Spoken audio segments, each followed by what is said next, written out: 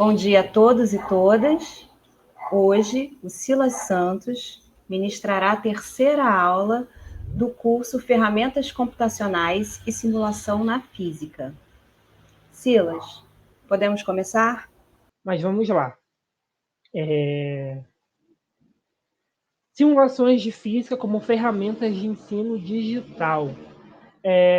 A gente está enfrentando, né, atualmente uma situação bem difícil, que é a situação da pandemia, e a gente precisa, né, de alternativas para poder estudar, né? Precisa de meios para conseguir estudar, principalmente quando a gente fala de fazer experimentos, né? A gente cai muito nesse fato, né, de não termos acesso aos laboratórios e tudo mais, né? Quando a gente pensa em simulação, né, a gente pode se fazer nessas perguntas, né? Para que servem, como utilizá-las e até mesmo mais importante, né, onde encontrá-las, porque muitas vezes essas ferramentas elas não são divulgadas, não é verdade? A simulação ela tem um papel muito importante, né? Tanto no ensino quanto de pesquisa. Mas no ensino, a gente vem, né, enfrentando uma situação difícil atualmente, que é a pandemia, e a pandemia ela limita muito o uso dos laboratórios em muitas universidades do mundo todo. Então, frente a isso, né, às vezes um professor quer dar uma aula, às vezes o aluno quer explorar alguma coisa, né, quer poder aprender um pouco mais, e não tem como ir ao laboratório, né? Ou até, algumas vezes, tem como ir ao laboratório, mas o laboratório tem umas certas limitações, né, em relação a recursos. Então, como que a gente pode estudar esses fenômenos, né? É aí que entra a simulação. É claro, né, que a simulação ela tem fundamentos muito maiores do que esse, né? Mas esses são alguns dos fundamentos, né? A simulação ela serve como uma complementação para o laboratório. Tá? A simulação ela não substitui o laboratório, ela complementa, né? Ela agrega ao laboratório, né? Os recursos que tem no laboratório. Um dos fatores, né? Um dos pontos positivos da simulação, não, alguns dos pontos, é que a simulação possibilita o estudo de fenômenos físicos, né? Se a gente, vocês estão se formando em física, né? Já é formado, a gente busca estudar os fenômenos físicos, né? Às vezes explorar os fenômenos físicos. Então a simulação ela possibilita todo esse estudo. Possibilita, né? Permite a visualização do experimento.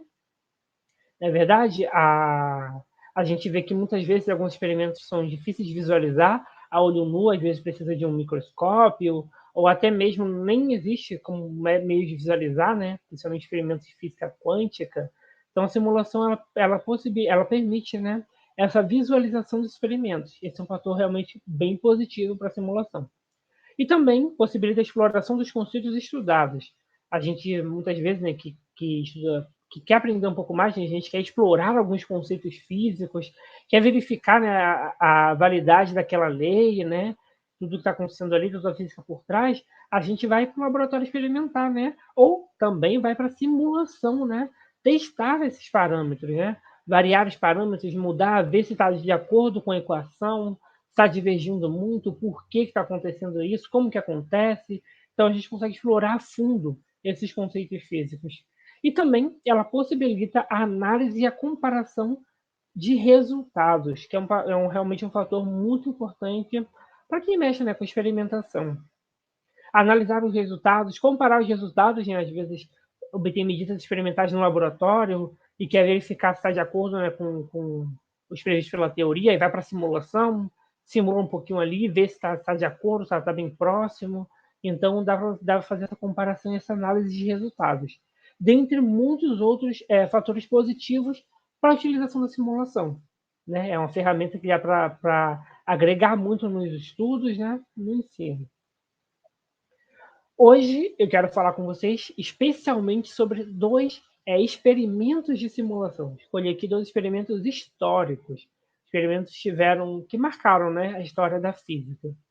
O primeiro é a razão carga-massa do elétron, e o segundo é o experimento da gota de óleo de Millikan, que foi utilizado, né, para poder determinar a carga elétrica do elétron. Eu escolhi o elétron, porque carinhosamente o elétron é uma partícula muito especial, né, para a física, foi a primeira partícula a ser descoberta. Então eu escolhi porque são experimentos realmente que marcaram época.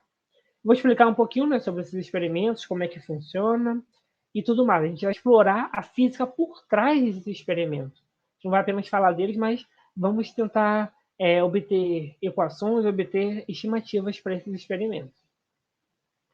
Eu tenho aqui 3 sites de simulação para poder apresentar para vocês. O PhET, que é um site de simulação, é muito bom, né, possui variados experimentos sobre vários temas diferentes. É muito bom para poder testar coisas, variar coisas. A gente tem aqui o Laboratório Virtual da Universidade do Ceará. É um site muito bom para poder obter estimativas experimentais, né? Lá também tem relatórios, vocês podem obter realmente dados experimentais em relação ao que vocês estão simulando, né? Diferente dos outros, são mais para visualização, interação. Esse aqui você visualiza, interage e também obtém valores, né? Então, realmente algo bem interessante. E o Vasca, que é um site também com variados experimentos de muitos temas. É um site muito bom também para poder ser explorado. Claro que vocês vão ter acesso esses sites, vão ter acesso a material, vocês vão poder acessar, vão poder mexer um pouquinho, né? E é claro que também existem outros aplicativos de simulação, mas eu vou falar especificamente desses 3 aqui. Vou apresentar um pouquinho do PhET, vou mostrar um pouquinho para vocês. Clicando naquele link, né, a gente chega aqui no PhET, a gente consegue ver que tem, na parte de simulações, né, tem diversas disciplinas, tem física, matemática, química, ciências da terra, biologia, ou seja, ele não é fechado apenas para física, possui variados experimentos para diversas disciplinas, o que é algo positivo também, né, porque às vezes é bom poder aprender um pouco mais de outras coisas. Também, né, tem essa parte de ensino em relação a atividades que eles podem elaborar, pode compartilhar suas atividades, né, suas oficinas de matemática. Então, é um site bem interessante para vocês poderem explorar. E aqui a gente vai ter alguns aplicativos de simulação. Tem sobre diversos temas, variados temas, né? Eletricidade, magnetismo, termodinâmica, mecânica. Então, são realmente muitos temas para vocês poderem explorar, né? Poderem mexer, variar os parâmetros, né? E ver como que se comportam de acordo com a física que vocês já conhecem, né? Aprenderam no ensino médio, estão aprendendo agora também na graduação. Então, são coisas que vocês já conhecem e vão poder realmente explorar. A gente tem também o laboratório virtual. É nesse laboratório que a gente vai encontrar os experimentos que a gente vai falar. Vamos chegar aqui nessa parte, na página inicial. Na parte de simulações, ele divide aqui, esse laboratório é fechado apenas para física, né? Não tem outras disciplinas, mas ele divide em tópicos: mecânica ondulatória, termodinâmica, eletricidade, magnetismo, ótica e física moderna. Os experimentos que a gente vai fazer está na área de física moderna. É um site também que disponibiliza alguns materiais para vocês poderem acessar, disponibiliza também relatórios, como eu já havia falado, né? Também é um site de simulação bem interessante. Existem os experimentos que a gente vai falar posteriormente, tem outros experimentos, né? E divisão por tópicos e tudo mais. Então, também é um site muito bom para poder estudar essa parte de simulação. E a gente também tem aqui o Vasca. O Vasca, o interessante dele, né, que ele possui tradução para diversos idiomas, né, nesse site. Isso é um ponto muito positivo. É um site também muito acessado, né, para física na escola. Aqui a gente tem muitos experimentos. A gente gosta muito desse site. Tem variados experimentos sobre diversos temas que a gente ouve, né? Tem momento de inércia, bem divertido. Pêndulo de Newton, né? Realmente são muitos temas que vocês vão poder explorar realmente a fundo, com antigravidade, experimentos com gravitação, relógios de sol, vão poder estudar realmente a fundo todos esses e outros experimentos, né? O que vai depender, né, da curiosidade de vocês. Então, esses são os sites, né, que tem a Ampula de Crookes, realmente bem interessante. E como eu falei, né, existem também outros sites de simulação, não apenas esse. Então, beleza. Vamos para o nosso primeiro experimento histórico, né? Vamos analisar esse experimento histórico. A gente tem aqui, né, o experimento da carga-massa do elétron. E antes da gente começar a analisar o experimento, né, eu queria fazer uma breve história, né, sobre esse experimento, uma breve história. No século XIX, um físico britânico, J.J. Thomson, ele fez experimentos para poder estudar a natureza dos raios catódicos. Os raios catódicos foram descobertos, né, um pouco tempo antes de Thomson fazer esses experimentos, né?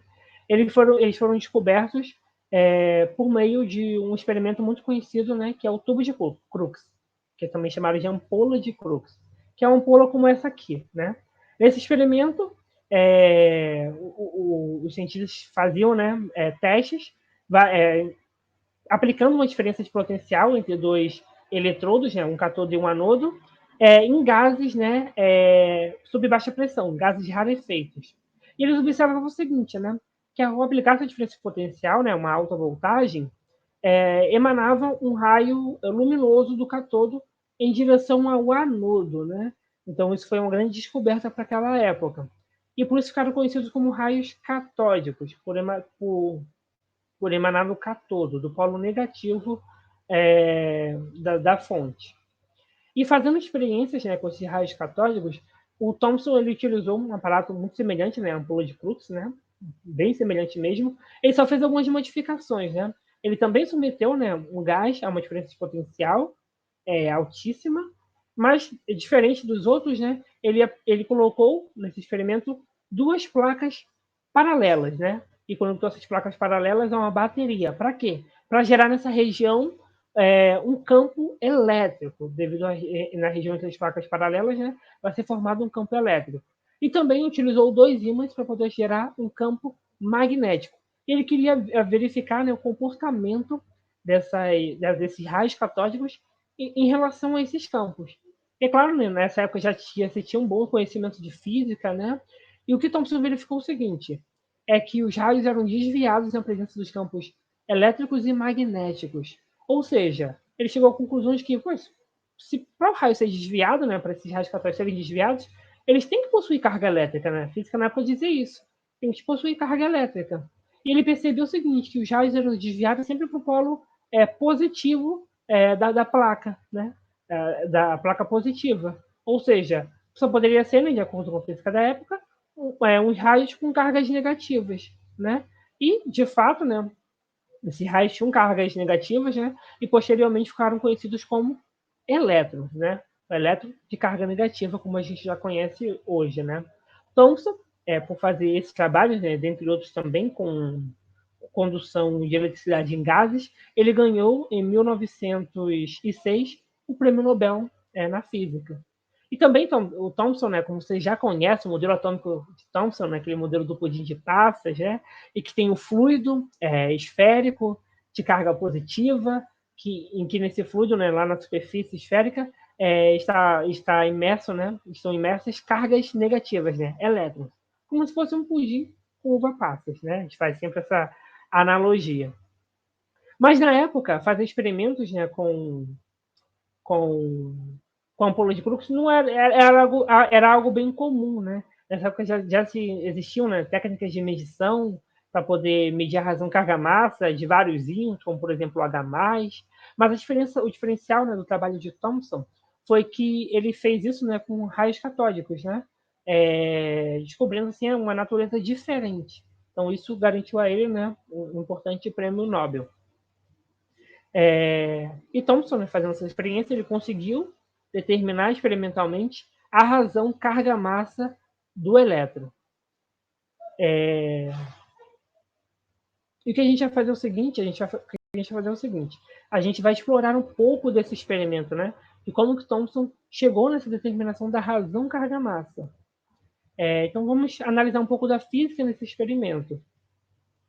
A gente tem aqui, né, a gente pode pensar primeiramente, né, que o elétron ele é acelerado por uma diferença de potencial, né, para poder saindo do cátodo em direção ao anodo, ele é acelerado. Então ali ele adquire energia cinética. E a gente pode fazer essa relação de energia, né, que a energia cinética adquirida pelo elétron é igual, né, a carga vezes a diferença de potencial, né, devido ao campo elétrico que acelera esse elétron. Então, a gente pode pensar primeiro na relação de energia. E depois a gente pode pensar na relação de força, né? Que é quando entra o campo magnético. A gente tem aqui, né, que a partícula carregada na presença de um campo magnético, essa partícula, a trajetória dela é curvada na presença sofre uma curvatura na presença desse campo magnético. E fazendo essa relação de força, a gente consegue obter essa equação 2 aqui, né, que é da razão carga-massa, igual a velocidade dividido pelo raio e pelo campo magnético. Lembrando que esse raio aqui é o raio de curvatura da trajetória da partícula, que nesse caso são os elétrons.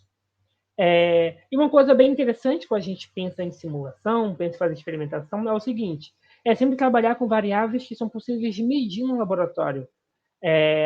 Às vezes, se torna muito mais interessante medir uma variável do que outra. Pensando nisso, a gente pode reescrever pela equação 1, né, a gente pode reescrever a velocidade do elétron e obter uma nova equação.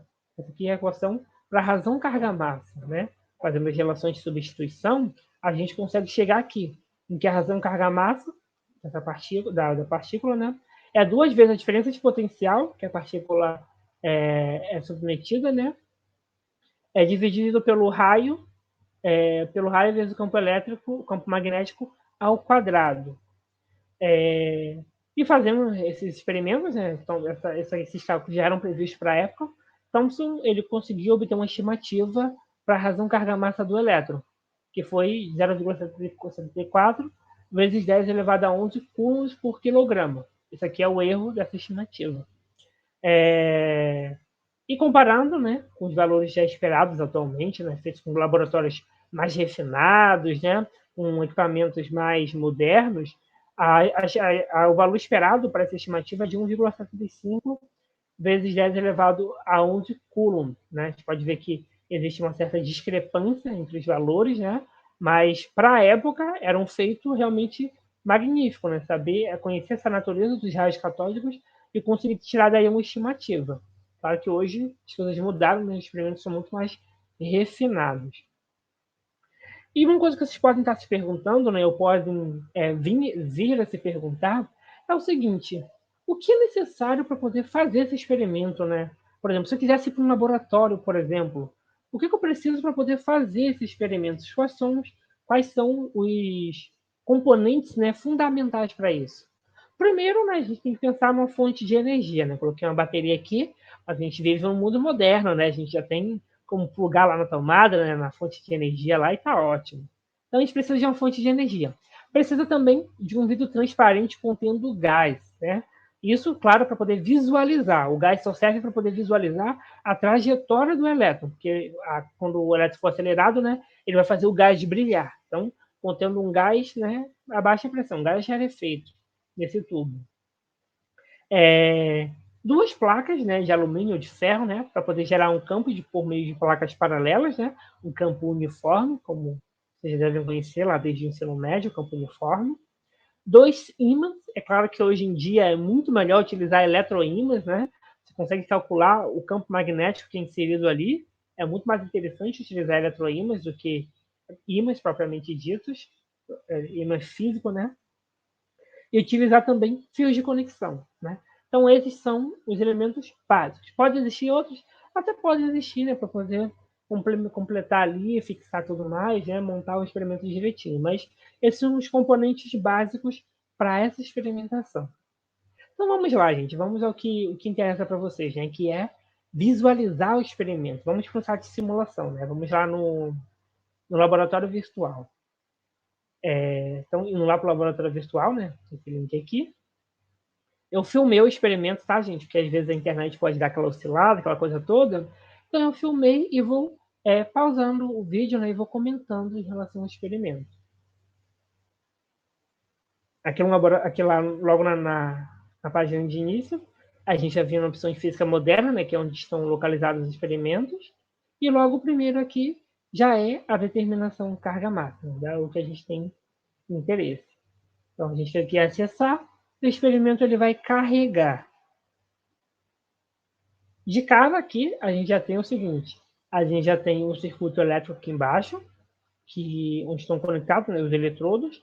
eles serão submetidos a uma diferença de potencial, né? E vai produzir aqui um feixe luminoso, como a gente viu lá, né? Naquele experimento de Thomson. Vai produzir aqui um feixe de elétrons. Então, quando a gente clicar em ON aqui, esse feixe vai ser produzido. Consegue ver aqui em azul o feixe de elétrons, né? A trajetória dos elétrons. Com a diferença potencial, né? Inicialmente com 50 volts, e o campo magnético inicialmente zero, né? Campo magnético inicialmente nulo. E a gente tem aqui uma régua. Para que serve essa régua? Para poder medir o raio da curvatura da trajetória dos elétrons. Então vamos lá, vamos mexer um pouquinho. Se a gente variar aqui a diferença de potencial, a gente consegue ver que o feixe ele não muda de direção, não muda nada, né? O que já é esperado, né? O magnético ele está inicialmente nulo. O feixe ele só é acelerado com mais intensidade, né? Ele começa a adquirir uma velocidade maior conforme realmente a gente aumenta a diferença de potencial. Agora, quando a gente varia o campo magnético, a gente já consegue ver que os elétrons eles sofrem uma curvatura na sua trajetória, né? Então, já vai ter aqui uma curvatura. E quanto mais a gente aumentar o valor do campo magnético, a gente vai conseguindo observar a curvatura dos elétrons. A gente consegue ver que é uma semicircunferência nesse caso aqui, né? E se a gente aumentar a diferença de potencial, a gente consegue ver que essa semicircunferência vai aumentando, né? Mantendo, é claro, o campo constante. A gente consegue ver que ela vai aumentando.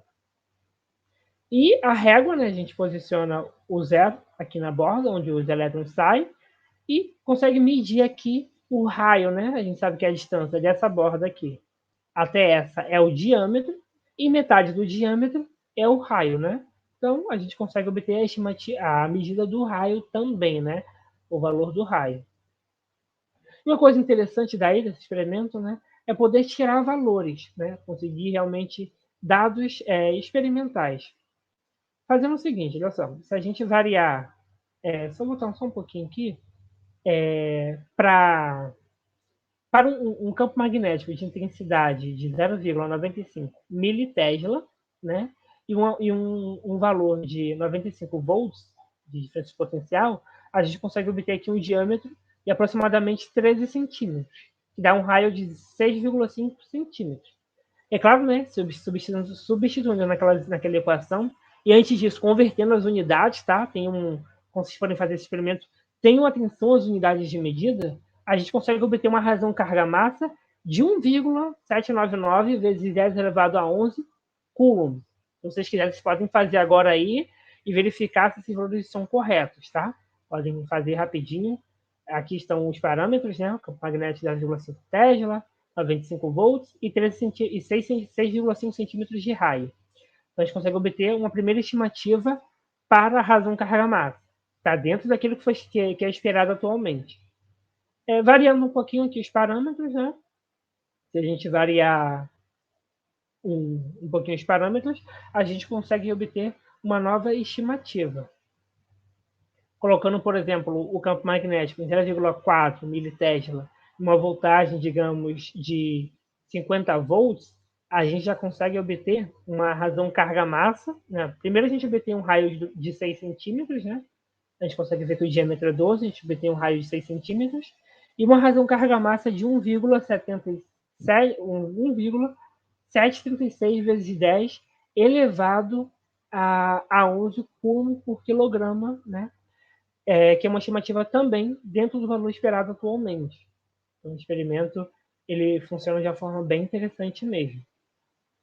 E o legal, né, desse experimento não é só o experimento em si também, né, mas o relatório, né? A gente tem aqui acesso a alguns relatórios. Clicando aqui, a gente vai para a página de relatórios, a gente escolhe o tema, né, onde está localizado o experimento, que nesse caso em física moderna, e a gente consegue acessar os relatórios aqui e poder realmente obter medidas experimentais através da simulação. Esse relatório é um relatório bem interessante. Não foi eu que fiz, tá, gente? Esse relatório está disponível lá no site. Ele fala nesse objetivo do experimento, os materiais, os fundamentos, né? Todas aquelas equações que a gente desenvolveu estão aqui no relatório. Fala sobre também os procedimentos experimentais, para vocês poderem mexer no experimento. E também vocês podem obter realmente uma estimativa final para a razão carga-massa, né? Vocês vão preencher essas tabelinhas aqui e obter uma estimativa por meio do valor médio que vocês obtiverem aqui. O relatório dá todas as condições para vocês chegarem nessa estimativa. E até um trabalho para vocês poderem fazer no final, tá? Se vocês quiserem explorar, seria realmente muito interessante.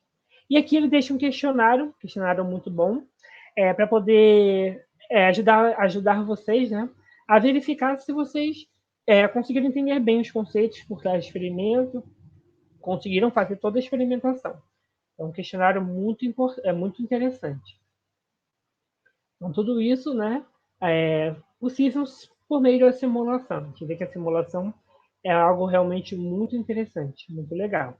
Então, vamos lá. Vamos falar, então, sobre o segundo experimento, que é o experimento agora da gota de óleo de Millikan.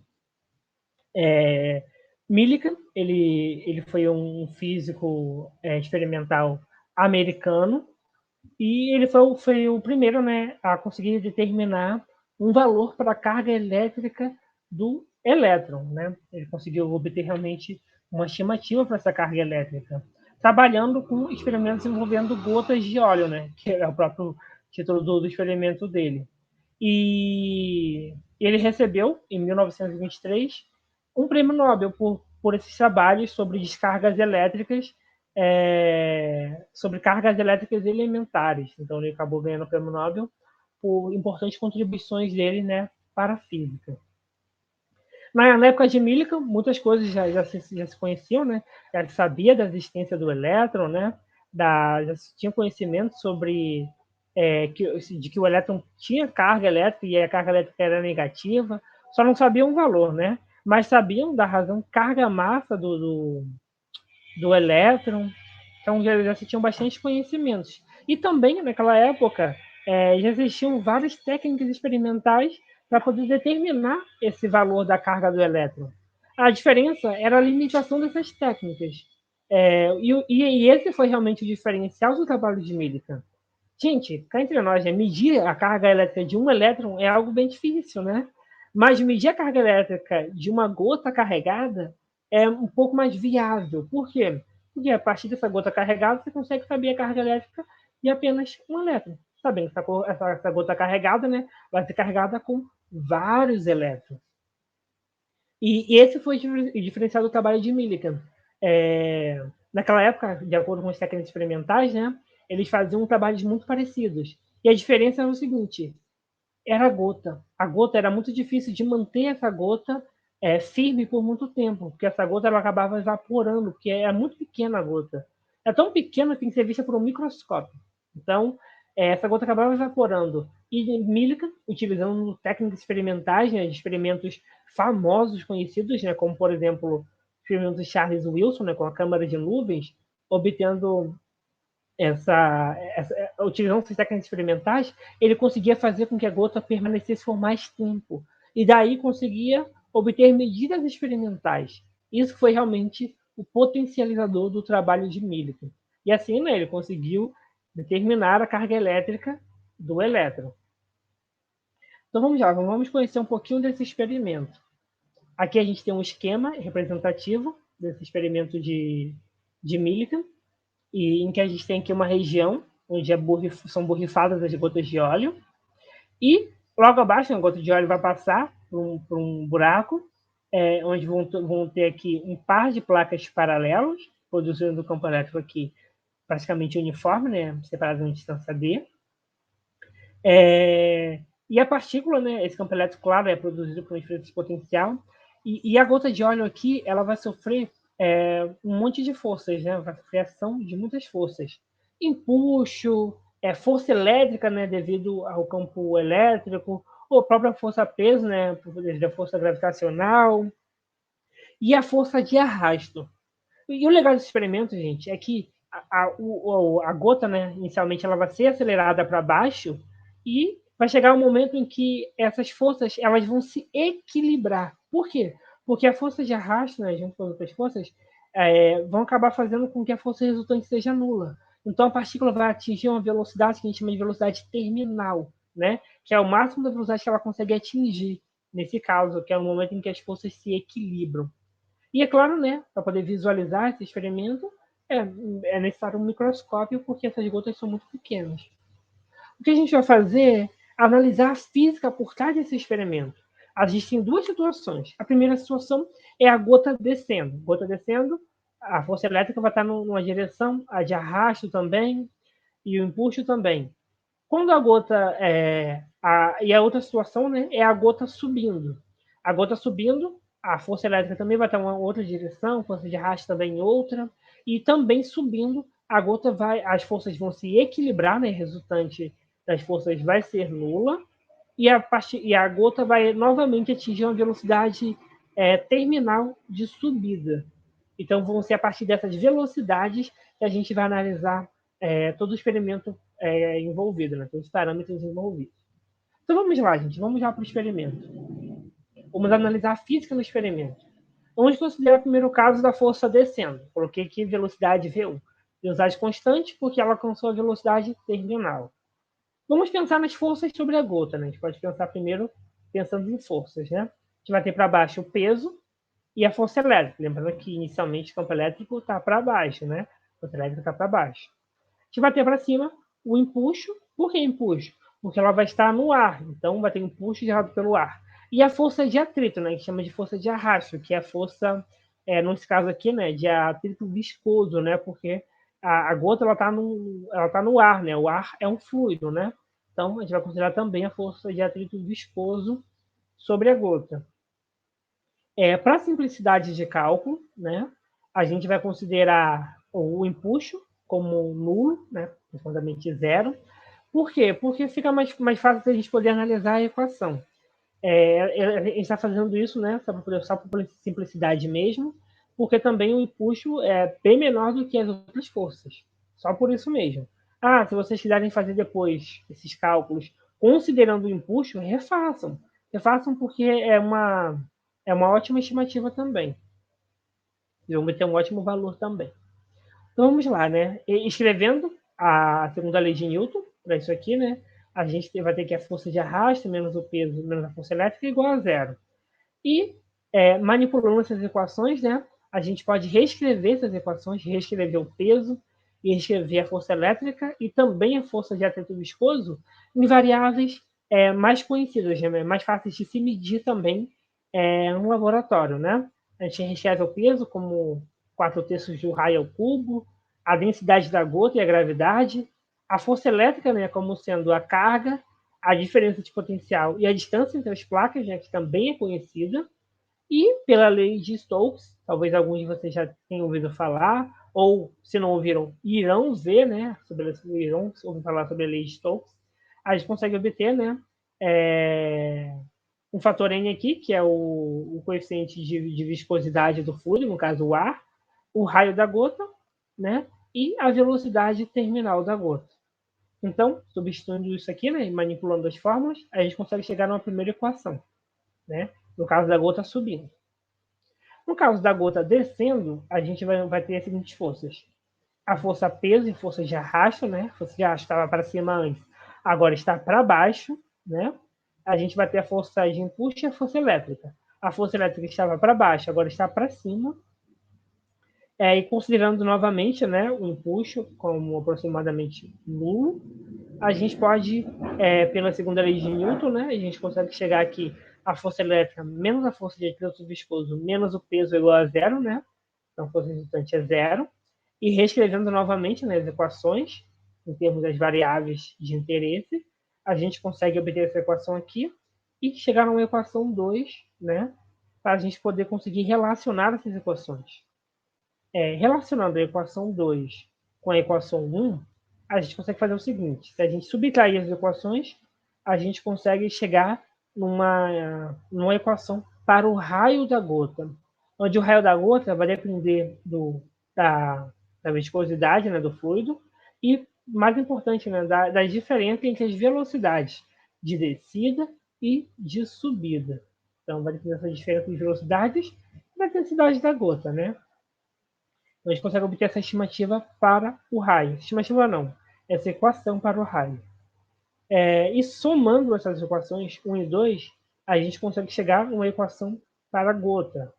Essa equação para a gota, né, que vai depender também do raio, mas como a gente já achou a equação para o raio, se a gente substituir aqui, a gente consegue chegar nessa equação aqui para a gota.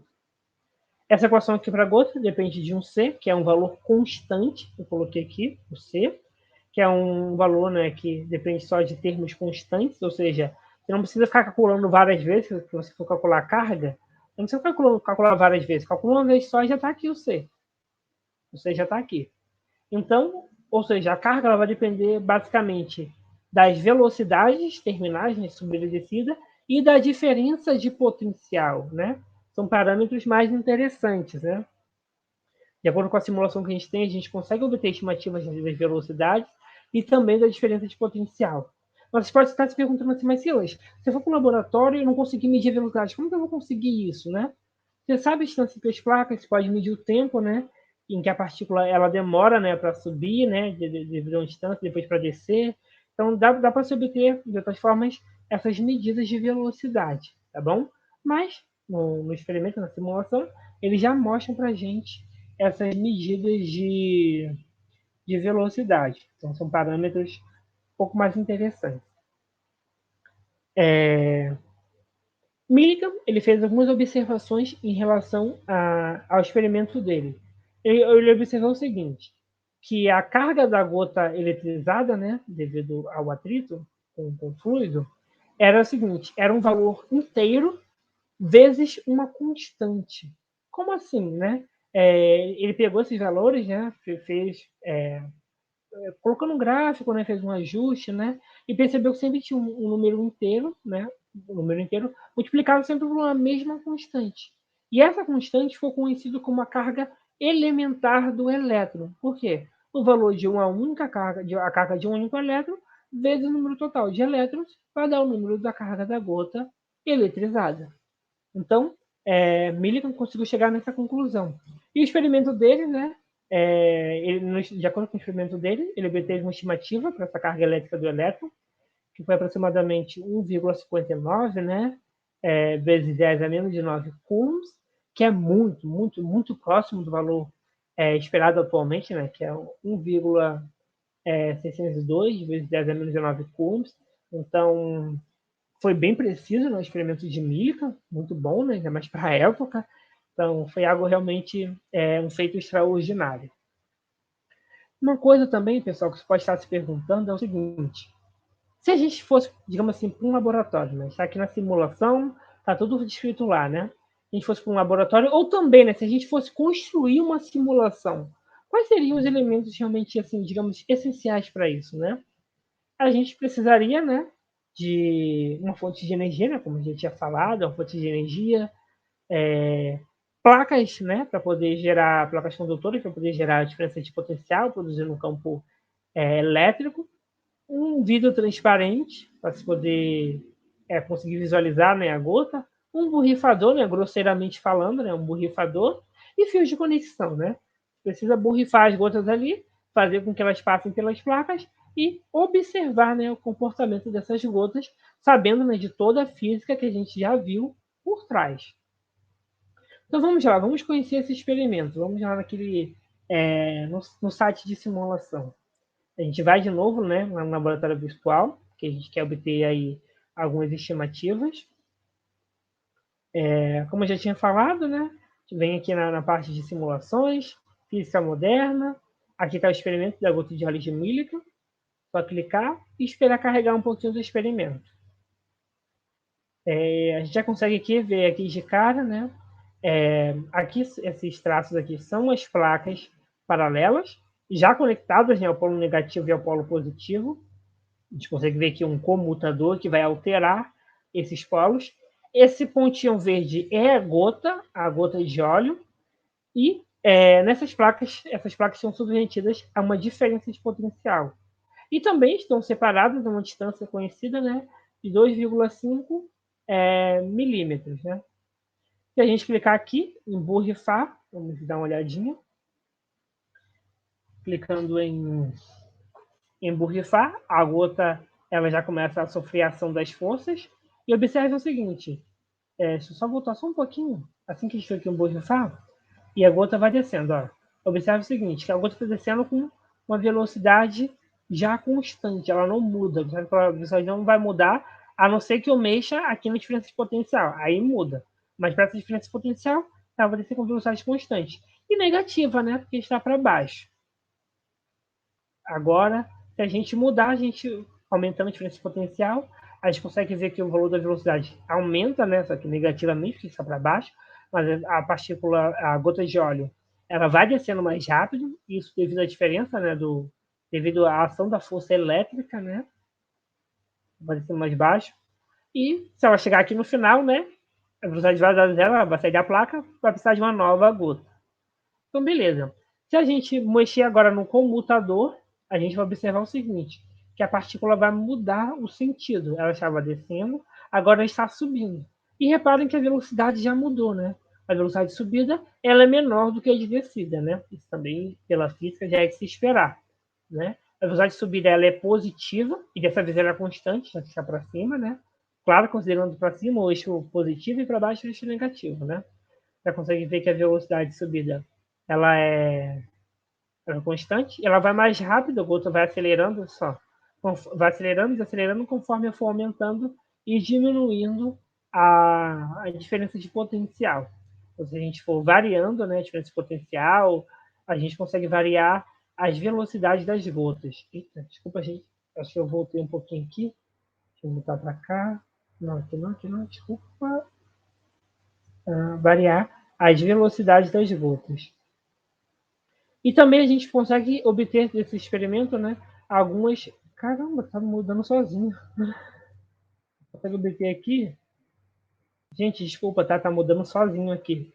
Estou clicando na parte errada da tela. A gente consegue obter algumas estimativas para a gota. Se a gente, né, por exemplo, compara uma velocidade de descida, né, de 4,38, né, para uma diferença de potencial de uns, digamos assim, uns 300 milivolts, a gente consegue obter uma velocidade de descida de 4,26 e também uma velocidade de subida de 2,52, e a gente consegue, né, chegar no valor da carga elétrica dessa gota eletrizada, né? Segundo esses parâmetros, né, a gente consegue chegar no valor de 4,716 vezes 10 elevado a menos 13 coulombs. Lembrando que isso aqui é a carga elétrica da gota. A gente ainda não falou do elétron. Mas, se a gente pegar esse valor da carga elétrica da gota e dividir, né, por um fator de 10 elevado a menos 19, a gente consegue ver que existe um número inteiro multiplicando, né, esse fator. Ou seja, em outras palavras, é o seguinte, existe um número inteiro de elétrons multiplicando o valor de uma carga, digamos assim, elementar, né? Que foi essa conclusão que Millikan chegou, né? Vai ser sempre uma quantidade total, um número inteiro de partículas, né, presentes na carga, vezes o valor de uma única carga, né? A gente consegue obter essas estimativas. Isso vai ficar um pouco mais claro para a gente quando a gente for olhar o relatório, né? Quando a gente pegar essas estimativas e levar, né, para uma tabela e fazer alguns cálculos. Então vamos lá, vamos olhar um pouco esse roteiro, né? Clicando aqui, a gente vai procurar um roteiro, né? Na parte de física moderna, vai encontrar no experimento de Millikan. E esse roteiro é, né, muito parecido com o roteiro que a gente viu anteriormente, né? Vai variar de experimento a experimento. Ele vai ter um objetivo, né? Os materiais utilizados. Tem também uma coisa bem interessante que é um vídeo, né? De uma pessoa fazendo o experimento de Millikan, né? É bem interessante. Se vocês quiserem ver esse vídeo, vocês podem ver, vocês vão gostar. Tem aqui os fundamentos, né? São as equações que a gente utilizou, né? As condições para poder determinar a equação da carga elétrica da gota. E aqui as constantes, tá? Aquelas constantes que eu falei que já são conhecidas, a distância entre as placas, a densidade da gota de óleo, a viscosidade do ar, a seleção da gravidade. Então, considerando todas essas constantes, né, que elas estão até calculadas aqui, ó, que a gente precisa calcular, a gente consegue levar, né, esses valores, né, essas estimativas da carga, para uma tabela, né? A gente vai conseguir montar uma tabela. Aqui a gente tem um gráfico bem interessante. Vou até voltar só um pouquinho para comentar um pouquinho sobre esse gráfico. Isso aqui foi um gráfico, né, que Millikan fez, né, para poder conseguir obter essa estimativa, né? Ele conseguiu ver que existia sempre um número constante multiplicando, né, um fator. Então ele conseguiu, organizando esse gráfico aqui, né, ele conseguiu obter uma estimativa para essa carga elétrica, né, do elétron, a partir de um gráfico. Aqui a gente tem a descrição toda do experimento, né, de como funciona, como mexer nos parâmetros, todos os procedimentos experimentais também.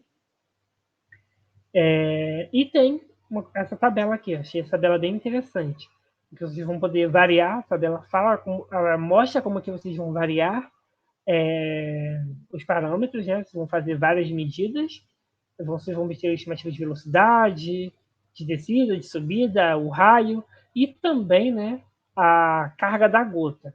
E por meio disso, né, essas estimativas, vocês vão encontrar, né, uma razão para a carga elétrica do elétron, né? Separando sempre um número constante, vezes um fator, separando sempre um número de elétrons, número de partículas, né? Vezes um fator constante, que é a carga. E aqui também tem um questionário nesse relatório, que também é muito interessante, né? Você vai verificar se vocês entenderam bem esse experimento, né?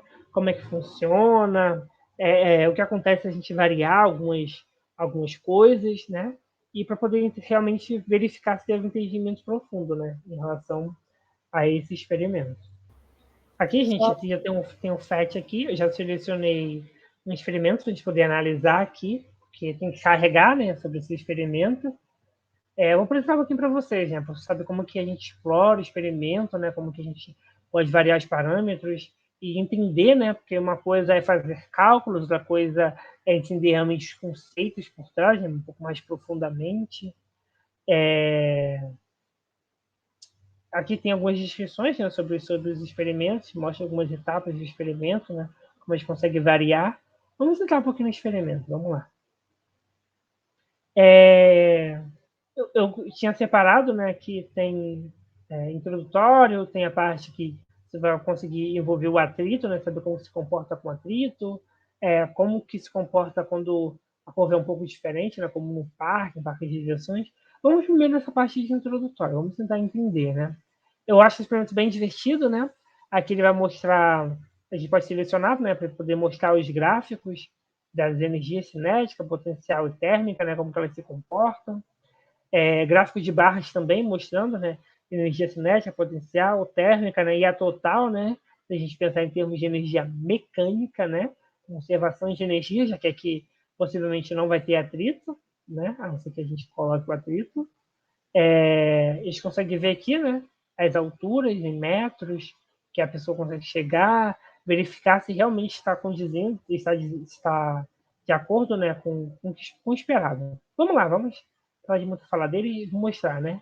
A gente vai selecionar o personagem, vai colocar ele na região da rampa e vai soltar, né? O personagem vai subir e vai descer e a gente vai observar o que acontece, né? A gente consegue observar melhor se a gente mostrar aqui, né, o gráfico, né? A gente consegue ver aqui, olha só, energia cinética, energia potencial, sempre variando aqui, né? A térmica está desligada porque eu pedi sem atrito. A gente pode ver também como que é com atrito. Vou fazer o seguinte, olha só. Digamos assim, no ponto mais alto. É claro que ele já desceu um pouquinho. Deixa eu pegar aqui um ponto mais alto. Bom, aqui no ponto mais alto. No ponto mais alto, ele para, né, para poder retornar. A velocidade dele aqui é nula. Se a velocidade é nula, logicamente a energia cinética é zero, né? De acordo com a equação. Nesse ponto mais alto, né, pela conservação de energia mecânica, ele vai ter apenas energia potencial, né, gravitacional. Então a gente consegue ver que aqui a barra ela é máxima, igual a total. No ponto mais baixo, como a gente. Deixa eu ver se consigo chegar de novo nesse ponto mais baixo. Quase lá. Vamos ver se consigo chegar. No ponto mais baixo, se a gente conseguir chegar nesse ponto mais baixo, a gente vai obter um valor para para a energia potencial gravitacional aqui conseguir chegar. Num ponto mais baixo, a gente tem que a energia potencial gravitacional é nula, né? É zero. E a energia cinética, né? Acaba sendo energia total, né? Ou seja, num ponto mais baixo, existe aqui uma transformação de energia, né? Então, a energia potencial é transformada em energia cinética. Aqui ele alcança a velocidade máxima, né? Nessa rampa. Eu sei que essas coisas já são de conhecimento de vocês, né? Mas é algo bem interessante. E um parâmetro interessante aqui, né, é alterar a massa do personagem. A gente consegue ver, né, que alterando a massa, a gente tem algumas alterações, né, de acordo com a alteração da massa. A gente vai ver que as velocidades elas não vão se alterar, não faz sentido a velocidade ficar alterando. Tem até um velocímetro aqui, né, para mostrar. O que vai alterar aqui, né, nesse caso, como a massa aumentou, o que vai aumentar aqui é a energia, né? O que a velocidade não vai alterar, gente? Isso aí é física. A gente consegue ver aqui, ó, diminuir a massa. Eu coloquei no mínimo. Olha onde está indo a velocidade. Olha aqui no grande, olha onde está indo a velocidade. Ela não se altera. Por que não? Porque, olha só, a altura é fixa, né? Não tem nada dissipando energia aqui. Então, o potencial gravitacional é a mesma, né? Se o potencial gravitacional é a mesma, então a velocidade máxima, né, vai ser a mesma também, né? Devido à energia cinética. As massas elas vão se cancelar. Ou seja, a velocidade não depende da energia, o que a gente já sabe. O que vai alterar mesmo, né? Não, a velocidade não depende de energia, não. A velocidade não depende da massa, desculpa. Como a gente já sabe. O que altera mesmo é a energia cinética, né? Quanto maior a massa, maior a energia cinética, né? Que a velocidade é constante. Beleza? Então aqui a gente pode até alterar, né, a rampa também, ver como eles vão se comportando, pode alterar as curvas. Então dá para vocês poderem mexer bastante no experimento, né? Analisar bastante. Vamos só dar uma verificadinha aqui, ó, quando a gente coloca um atrito. Vamos ver como é que se comporta quando a gente coloca um atrito. A gente consegue ver, né, que olha só. Vou até voltar aqui. Quando a gente coloca aqui, né, olha a altura com que ele está sendo lançado. Vou colocar aqui a grade, colocar o gráfico de barras e o gráfico de velocidade. Reparem o seguinte, a gente soltou, olha a altura. A altura foi lançada a 6 metros. Já não é mais a mesma, chegou aqui perto do 4, não é verdade? Já não é mais a mesma e nem vai voltar para o 6. Está cada vez mais diminuindo. O que era de se esperar, né? Olha a energia térmica aqui crescendo, olha. Ou seja, essa energia, né, olha só, a energia cinética e potencial vão cada vez mais zerando e vai ser tudo sendo convertido em energia térmica. Lembrando que a energia total é energia, né? Energia total, né? É a somatória dessas energias. Ou seja, toda a energia que o cara tinha aqui em cima, né? Foi convertido em energia térmica. A gente consegue ver que a energia térmica vai aumentando devido ao atrito. E a velocidade vai diminuindo cada vez mais, olha. Cada vez mais vai diminuindo a velocidade. E o que acontece se a gente aumentar a massa desse negócio? Olha só. Vamos aumentar a massa.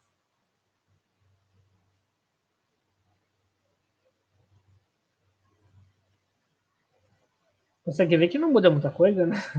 Não muda tanta coisa assim. E se a gente aumentar, então, digamos, o coeficiente de atrito? Vamos colocar um atrito muito grande aqui nesse caso. Consegue ver que a perda de energia é muito mais rápida, né? Acontece muito mais rapidamente. Também já é se esperar, né? Quanto maior o coeficiente de atrito, né? Maior a força de atrito e maior a dissipação de energia. E se desligar o atrito, né? A gente vai ter a conservação de energia. Beleza? Isso são só algumas das formas de se explorar esses problemas, esses experimentos. Existem diversas formas de se explorar. Então, vai servir para vocês poderem brincar um pouquinho com o experimento, tá bom? Vou mostrar agora para vocês o outro site de simulação, que é o VASCA. Eu selecionei aqui uma coisa que eu acho bem divertida, particularmente, tá? Eu acho muito divertido, que é esse experimento aqui, né, que vai falar sobre o momento de inércia, né? Aqui a gente tem quatro volumes diferentes, né? A gente tem aqui são esferas, cilindros, né? E cilindros vazios, né? Cilindro preenchido, cilindro vazio, esfera vazia, esfera esfera totalmente preenchida, maciça, uma esfera oca, cilindro maciço, cilindro oco, e a gente vai tentar, digamos assim, saber... Ai, desculpa, gente. A gente tem que saber, né, qual deles chegar mais rápido aqui no final. A gente pode aqui variar o tamanho, né, a inclinação da rampa, né, com essa barrinha. Mas a pergunta é, qual deles que vai chegar aqui? Ó, proponho para vocês, vocês não precisam falar, apenas pensem. Para vocês, qual que vai chegar aqui no final primeiro? Qual que chega aqui no final, aqui no final primeiro? Vamos lá, vou colocar aqui, esse vermelho, ele para o experimento, esse aqui não, esse aqui reinicia o experimento, aqui para o zero, esse para e esse aqui é o start. Vamos lá, dando start, a gente já consegue ver que a esfera maciça, ela ganhou. Ó, esfera maciça, cilindro maciço, esfera oca, cilindro oco. E a explicação para isso seria o quê? O que faria com que a esfera maciça, porque olha só, todos são lançados aqui da mesma altura, seguindo, né, mesma altura, né, mesma energia potencial gravitacional, com todos com a mesma velocidade inicial, né, velocidade inicial nula. Por que todos não chegam ao mesmo tempo aqui na marquinha, né? A gente vai ver que todos não chegam ao mesmo tempo por um fator muito importante. Clicando nessa bolinha aqui, a gente vai falar sobre momento de inércia. Não sei se vocês lembram, né, do que é o momento de inércia, né? Se vocês não ouviram falar, vocês vão ouvir falar na física. O momento de inércia, né, vai estar relacionado com a distribuição, né, de massa em relação ao volume, né, que estão sendo considerados. Para a gente conseguir, se a gente comparar aqui, né, a gente consegue ver que o momento de inércia da esfera maciça ele é o menor de todos, né? Ou seja, quanto menor o momento de inércia, né, maior é a velocidade da partícula, né? A gente consegue ver aqui que o momento de inércia ele é menor. Quanto maior o momento de inércia, menor é a velocidade da partícula. Por quê? Porque vai ser necessário mais energia para poder ser convertida, né, em energias de rotação para essa partícula. Então, tudo está direcionado ao momento de inércia da partícula. Beleza? Eles até chegam nessa ordem mesmo, olha só. Aqui a gente tem uma ordem crescente, né, do mais lento até o mais rápido. A gente consegue até ver aqui o tempo. Do mais lento até o mais rápido. Beleza, gente? Era isso que eu queria apresentar para vocês, era um pouquinho desses experimentos. Eu vou deixar, né, como, digamos assim, uma atividade para vocês poder explorar esses experimentos, né? Entrem no site do FET, escolham uns experimentos que vocês acham interessantes e explorem esses experimentos. Vejam se vocês gostaram, como é que vocês podem utilizar isso para o aprendizado de vocês, ou até mesmo futuramente, se vocês quiserem dar alguma aula, né? Mesmo sendo professores, sendo pesquisadores, vocês podem dar algumas aulas, vocês podem explorar esses sites. Explorem também, né, o VASCA, que possuem variados experimentos para vocês poderem conhecer. São sites, são ferramentas realmente muito interessantes. E para finalizar, né, nossa aula, aqui tem até um experimento legal antes de finalizar, né? Aquele experimento de Rutherford, né? Com partículas alfas nas folhas de ouro. Refaça esses experimentos, gente, é muito divertido. Vocês vão poder explorar os conceitos, verificar, né? Umas coisas bem legais. E para poder finalizar essa aula, já gostaria, né, de apresentar um pouquinho da aula de amanhã. Né? Não apresentar, né, mas dizer o que a gente vai ter. Hoje a gente viu ferramentas de ensino, ferramentas de simulação, né, para o ensino, né, de física, né, voltado para aprendizagem, ensino de física. Amanhã, na quarta aula, a gente vai ver, vai falar sobre simulação, né, em especial o Gen 4, que é uma ferramenta de simulação, na parte de pesquisa, né, é algo um pouco mais sério, né, é um trabalho mais sério, então a gente vai ver como que qual a importância dessa ferramenta para a pesquisa, né? Quais são os fatores que estão por trás, né? Como que essas ferramentas elas podem ser utilizadas, como que elas podem qual a importância delas, né, para as organizações científicas, por que elas usam, né? Então a gente vai ver todas as aplicações dessas a gente vai ver um pouquinho das aplicações, né, do uso do GIA, né, dessa ferramenta de simulação. Então, é isso, gente. Eu gostaria de finalizar aqui a aula. Estou aberto a perguntas, tá bom?